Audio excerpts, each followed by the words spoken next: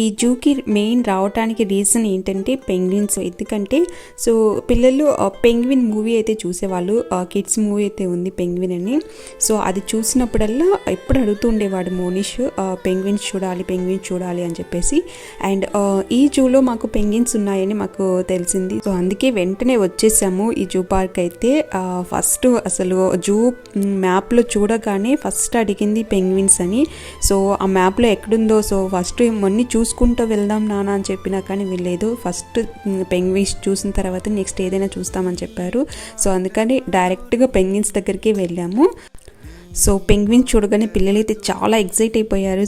So మూవీలో ఉన్నట్టే ఉన్నాయి మమ్మీ అని చెప్పేసి.